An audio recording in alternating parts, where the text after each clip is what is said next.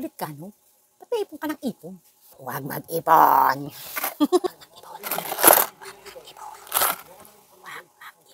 Profit margin mo, kumurot ka ng kumurot, yung ilang beses na kurot yun, nagagawin mo, araw-araw, kasi bread and butter mo, ikakatwiran mo kay Mami Park. Ang tagal yung nagpaparolling eh. Ang tagal yung binibuild up yung tindahan. Ang tagal yung mapuno ang tindahan. Ang tagal yung mapalago yung tindahan. Sa kapitasin ang prutas, ang bunga ng pinaghirapan. And then, matatag. Mas katawa-tawa ako pagka akong nawalan. Kasi hindi naman nila ako matutulungan pag nawalan ako eh. Sa net income kumuha ng ipon. Everybody look to the left. Everybody look to the right. Can you feel that? Yeah, we'll play a lot tonight. It's not about the money, money, money. We don't need your money, money, money. Just wanna make the world then. Hi guys, Mami Park is here. So makita nyo ma-oily-oily yung face ko. Nagpapahid ako ng, ang ingay doon, may mga umiinom. Papahid ako ng kating ko. Ayan. So maghahabol tayo ng vlog. So gusto ko magpasalamat guys doon sa mga nag-comment, no, sa mga huling videos natin. Maraming salamat po. So most of the time po, yung mga latest video ko na po, yung sina-shoutout ko. So kung hindi ko po kayo nasa shoutout, patuloy lang po kayong manood ng video ng Mami Park at masya-shoutout ko din kayo, no? Mapapansin din kayo ng Mami Park.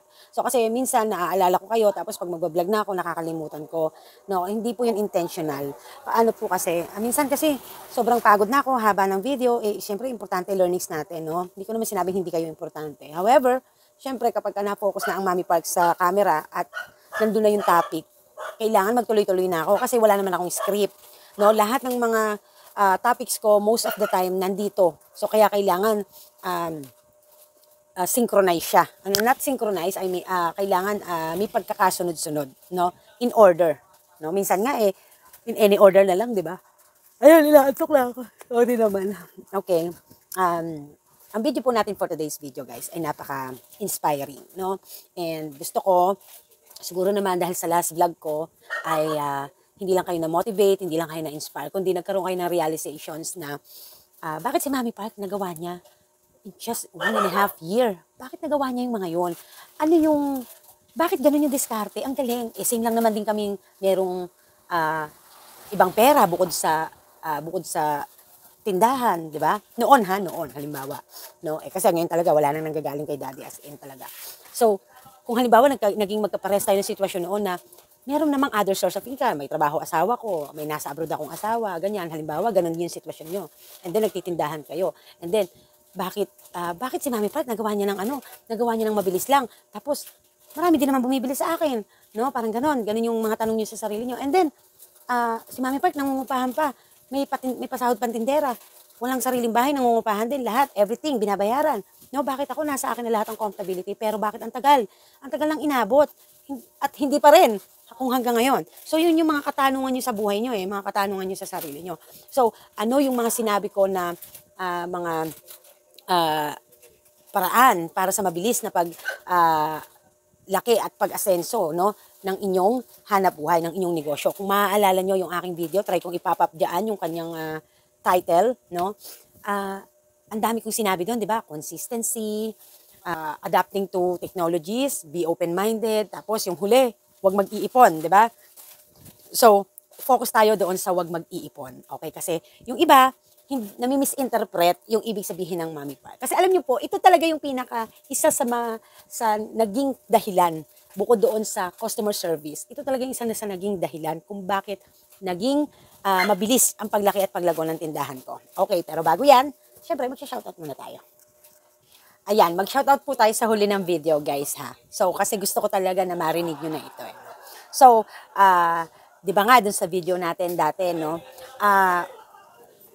consistency is the key. So, pinapanatili natin yan, no. Tulad nga ng sabi ko din sa inyo, sa umaga talaga hindi ako consistent. Mas priority ko ang gabi na. Tulad ngayon, nakita nyo, iingay pa, weekend ngayon. Doon ako consistent, doon sa oras na late na magsara kasi doon ang sales. And talagang si Daddy Park, even Daddy Park, pinagtalunan pa nga namin na hindi mo kailangan sobrang magbukas ng maaga kasi yung sales naman sa umaga ay hindi naman ganoon para i-sacrifice mo yung health mo. Kasi marami ka ng sinakripisyo pero yung health mo hindi dapat ma-compromise. Kasi nga, kung wala ka, kung magkakasakit ka, pilay silang lahat dito. Pilay, no? So, nakakatuwa kanina, sabi ng Daddy, Sabi niya sa akin, Biyernes ng gabi, kasi Sabado po ngayon. Sabi niya sa akin, honey, tomorrow, you can sleep ng tuloy-tuloy kung hanggang anong oras mong gustong gumising kasi kami ni Kiera ang magbubukas. So, para naman magkaroon ka naman ng time na makabawi-bawi sa tulog mo. So, napakasarap. So, kanina, mag-aalas 10 na ako pumasok. Nag-duty. Ayan. No? So, bukas, sabi ni Daddy, ganun din daw. Diba? Ang sarap. So, bukod doon sa pagiging consistency, yung huling sinabi ko doon sa video ko na yun ay yung wag mag-ipon, no? Ayaw natin ng mga ng mga gara-garapon na nagcha-challenge pa tayo na parang, no? Eto guys, sa real talk to. Tamaan na kung sinong tamaan. Kilala nyo naman ng Mami Park.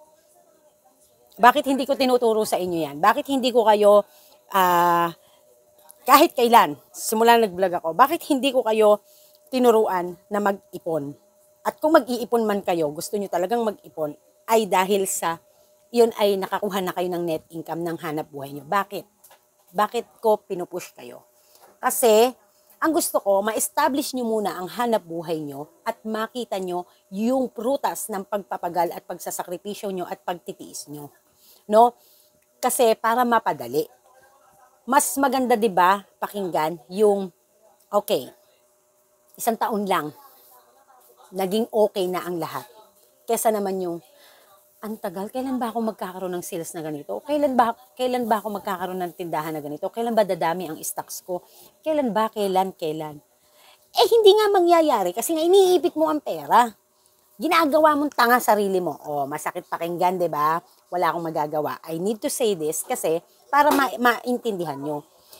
Saan ka nakakita ba naman, no? Lalo na ha, sa lahat yata ng influencer, ako lang ang hindi talaga nag-encourage sa inyo na mag-ipon. Si 4S Vlog, hindi rin nagbablog ng ganyan. Yung mga ipon challenge. Pansinin nyo si 4S Vlog. Diba? Hi, crush. Hindi ako nakakapanood niya ng mga videos niya. Pero sa lahat ng vloggers ng sari-sari store, siya yung gusto ko diskarte. No? Siya yung medyo gusto ko diskarte talaga. Sa totoo lang. And I know, alam niya yon kasi magkakilala naman kami ni 4S eh. Ayan. Nakita niyo to? Ayan, may barya yan kasi iyan yung natira ng mga ilang araw na Pero iyan, nabawasan na yan kasi nirepack na natin yan kasi pambabayad natin yan ng mga ahente natin. Nabawasan na yan kasi nirepack ko na ng pang 1,000. Okay? So, syempre, wala naman akong deliver bukas ng linggo, wala akong deliver. Possible Lunes, meron kasi ice cream, no? At saka ng Martes, no? Ayan. So, bakit? Bakit hindi ko kayo na-encourage na ganyan? Lalo na kung kaka-put up lang ng tindahan nyo, kaka-establish lang, kakasimula nyo pa lang. Kasi walang magaganap na pag-rolling. Natatawa na lang ako doon sa mga nagsasabi na rolling lang, no, puro rolling, mag-a-advise ng rolling. Pero, hindi naman iyon ang ipinapakita talaga araw-araw sa pinupunto ko lang to kasi ito talaga yung ginawa ko and ito talaga yung nangyari sa hanap buhay. Okay? So, inaano ko lang kasi guys na baka, kasi kaya nga minsan, alam nyo, nasa din yan nasa nag-i-influence kung saan kayo dadalhin. Diba? Ngayon, never ako nag-vlog na may ipon challenge ako, may ganito ako. Never talaga. Hindi talaga. Bakit? Kasi nga, kapag nagtitindahan ka at nagpaparolling ka, ibig sabihin nun, lahat ng sales mo, iro-rolling mo.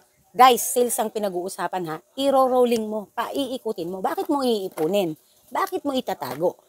Ilabas mo yan, ibayad mo yan, ipamili mo yan. Ngayon, kailan ka kakabig? Kailan ka mag-iipon? Pag may net income ka na. Bread and butter kasi namin ito, Mami Park. Everyday kailangan namin dahil hindi kami kakain. Di kumuha ka, kumurot ka. Wala namang problema doon. But the point is, don't spend beyond your means. So kaya kailangan, alam mo kung ano ang profit margin ng tindahan mo. Kung magkano talaga ang dapat mo lang kunin sa tindahan mo para sa sarili mo. Kasi baka mamaya, hindi mo alam yung profit margin mo, kumurot ka ng kumurot, yung ilang beses na kurot yun, nagagawin mo, araw-araw kasi bread and butter mo, ikakatwiran mo kay Mami Park. Yun pala, unti-unti na rin, yung dapat na rumorolling na puhunan sa iyong tindahan, ay nagagalaw na nang hindi mo namamalayan. Kaya importante may alam importante may knowledge, importante may learnings, importante may pagkatuto, importante may diskarte, at importante malakas ang loob. Kasi, Yun yung challenge na haharapin mo talaga. Yung kung paano mo mapagtatagumpay ang budgetin ang lahat ng kaperahan, mapa, personal man yan at nanggagaling yan sa tindahan. Okay? Yun yung yun yung pino-point out ko dito. So, magkaroon ka ng goal. Magkaroon ka ng time frame. Magkaroon ka ng disiplina. Ganun po talaga. Ano po gugustuhin nyo? Ang tagal lang aabutin bago nyo makuha yung gusto nyong kita at bago kayo mas lalo kayong hindi makakapag-ipon nun. Bakit? Ang tagal nyo nagpaparolling Ang tagal nyo binibuild up yung tindahan. Ang tagal nyong mapuno ang tindahan. Ang tagal nyong mapalago yung tindahan. 'Di ba? Matagal na nga dahil sa ginagawa nyo pa na pag-iipit ng pera, bread and butter nyo pa to. Mas lalong tatagal. Na imbis na magagawa nyo lamang ng less than a year or 1 year or at least 2 years. 'Di ba? Ano po ba mas maganda? Konting tiis habang mamuluktot and then sa kapitasin ang prutas, ang bunga ng pinaghirapan. And then, matatag. Ika nga, slowly but surely. No? I'm not saying na slowly na aabutin kayo ng 5 years bago lumago, ha? What I'm saying is, nagtitiis kayo paunti-unti, nagtitiis kayo ng pagtitipid, ng pagtsatsaga, na hindi kayo pa nakakaipon basta-basta, kasi binibuild up nyo yung negosyo para maging matatag. Yun yung point. Okay? So, kailan ako nag-advise? Sige nga, na mag-ipon kayo. Kailan ako nag-vlog na may challenge? Ipon challenge ako. Wala. Naalala ko lang na nagkaroon ako ng ipon challenge sa baboy ko, net income pa kinuha ko. Tapos nagalaw ko pa yon kasi nag-adds on ako ng Paymaya before, ginamit ko siya na puhunan. And then, meron din akong isa pang pag-iipon na galing sa net income ko. Si Lola Park nyo, nagtindahan, pinarenovate ko yung tindahan niya. Ako muna ang unang naglabas ng mga panimula niya. And then, nag-ipon ako ulit dahil tinesting ko lang kung yung bagong kondura kong upright before, nung nasa dati pa akong tindahan. Ito yung mga sinabi kong pag-iipon na to, yung dati sa tindahan ko. Inipon namin yung sales niya, tiningnan namin kung makapagpo-produce ba siya talaga ng malaking kita sa pagdating sa yelo. Kasi nag-level up ka nga nag-upgrade ka ng refrigerator. Kasi yung maliit kong refrigerator, binigay ko sa Lola Park nyo. Tapos bumili ko ng bago, nag-upgrade ako. Yun lang. Tapos tinigilan na namin ni Angie. Si Angie patindera ko noon, dati sa tindahan ko. Pero the rest, wala na. Hindi mo ako mapag-vlog na may ipon challenge. Net income ako tumitira ng ipon challenge. No? Ngayon, anong diskarte ko? Tulad ngayon, bread and butter ko na, 2 buwan na. July and August, bread and butter ko na si store. Anong mga ginagawa ko? Ina-advance ko yung kita ko. Kasi meron naman akong pinaka-minimum na lumalabas na income ko sa isang buwan. No? Kaya challenge ko na lang yung sarili ko at ang tindahan na madagdagan siya monthly. So, nung July, ako ang halos gumasta maliban sa Lumina na 18,000 per monthly. Ngayong buwan August, ako lahat. Wala ni piso si Daddy ibinigay sa akin dahil wala na nga eh. And then, pag-iipunan ko pa siya ng pang-extend niya ng visa. So, ibig sabihin talagang si Daddy aasa na rin sa tindahan. Aasa na kami sa tindahan. So, ang hirap guys. Talaga. Wala akong ibang extra income, kundi ito lang. Ang YouTube, hindi ko maasahan yan. Hindi na naman nga ako sasahod ngayong September eh. Dahil konti na lang, di pa umabot ng threshold eh. O, diba? So, hindi ko siya aasahan. Hindi ko siya maaasahan talaga. At ang accountability, until now, wala ako. Nangungupahan, wala pang sasakyan, motor meron. O, asa ako sa delivery, aasa ako sa kay Parent Tonight na kuhanin siya, i-hire siya service, ganyan. Diba? So, subukan nyo lang. Subukan nyo gawin. At kung mag-fail talaga, hindi ko na alam talaga kung ano ang magandang gawin sa inyo. Subukan nyo gawin. Nasa net income lang kayo kumurot. Tapos, huwag kayong mag-ipon challenge. Ibigay nyo lahat para sa store. Ipamili nyo para sa store. Ganun lang. Ito lang iisipin nyo palagi. Ganito. Hindi na baling maubos ang pera basta nasa tindahan at least nabebenta, umiikot, nagro-rolling. Yun lang yung iisipin yung thoughts. Yun lang yung isipin nyo. Pag ganun lagi ang mindset nyo, magugulat na lang kayo, lumalaki tindahan nyo, magugulat na lang kayo, gumaganda na sales nyo. Pero ito guys, Dahil ikaw ay nasa lokasyon na maganda. Siyempre, given na yon. Okay? Ngayon, kung may existing na kalaban, gawin mo to dahil gusto mong maging ahead sa kanila. Mas mabili. So, kailangan, mas maganda tindahan mo. Mas marami kang i-offer, mas maraming variety of items, at mas okay ang goods, ang customer service mo.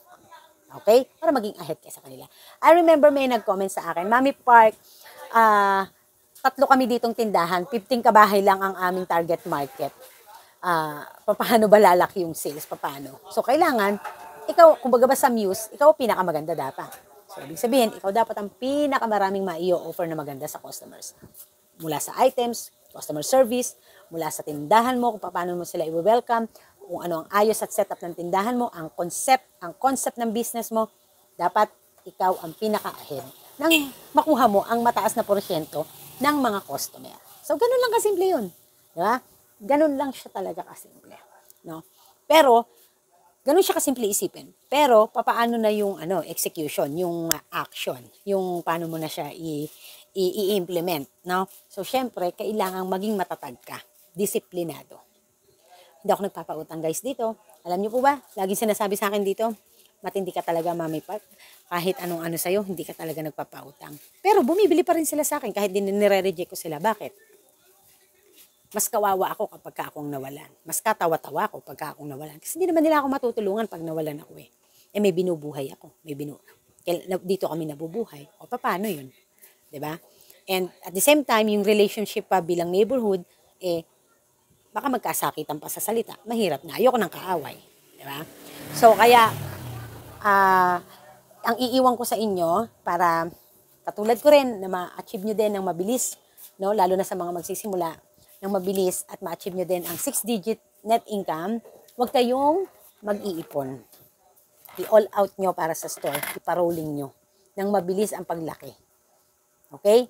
Kapag tumataas ang demand sa isang items, fast moving, mag-priority sa fast moving.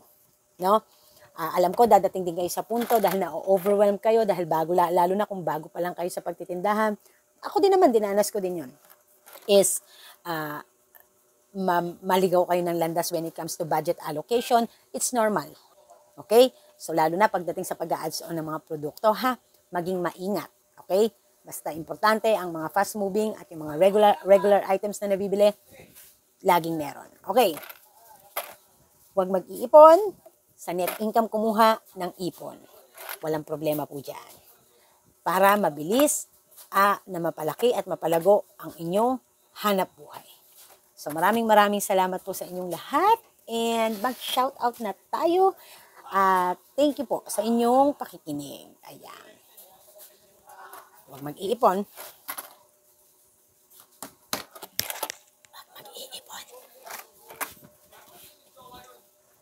Huwag sabing mag-ipon eh.